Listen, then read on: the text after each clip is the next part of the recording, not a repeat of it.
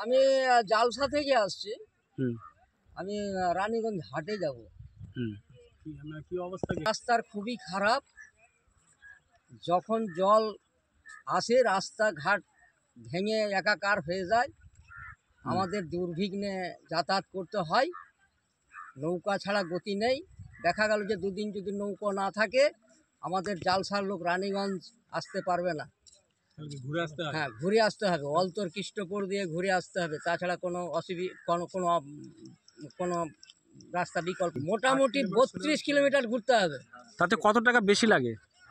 টাকার ব্যাপারটা মানে এইটুকু আসতে আমাদের যতটুকু সময় লাগে হুম বা এইটুকু আসতে আমাদের 10 টাকা লাগে, হুম কিন্তু আমাদের অলতর কৃষ্ণপুর ঘুরে আসতে সেই কিন্তু আমাদের 40 টাকা দিতে হয়।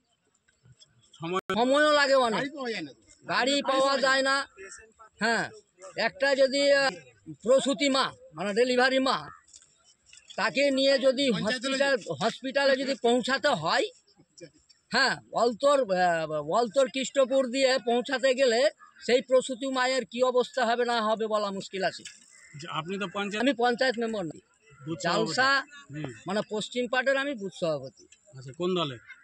আমি তৃণমূলের দলে। তো আপনার দলকে বলেননি এই অবস্থার কথা? হ্যাঁ, দলকে বলা হয়েছে, দল যতদূর করবে পারবে করবে, না পারবে না করবে। এখন তো শোনেন, এখন তো রাজনীতি যে যেমন পারে রাজনীতি করে যাচ্ছে। আচ্ছা, রাজনীতি একটা ব্যবসায় পরিণত হয়ে গেছে। হ্যাঁ, মানে এইটা হচ্ছে ব্যাপার। রাজনীতিটা হচ্ছে যেখানে এই জায়গায় এখন নিজের কাজ করার জন্য, নিজের কাজ করার জন্য ব্যতিব্যস্ত। মানে এইটা হচ্ছে কারণ। এই জন্য আমি হয়তো আপনারা ভাববেন যে আমি তৃণমূল করছি বলে যে তৃণমূলকে আমি বলবো যে খুব ভালো, সেটাও বলবো না।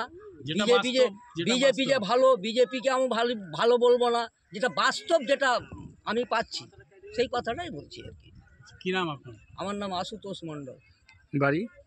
বাড়ি আরাজি জালসা। কোথায় যাচ্ছেন এখন? রানীগঞ্জ হাটে যাচ্ছি, লঙ্কা আছে, লঙ্কাটা বিক্রি করবো।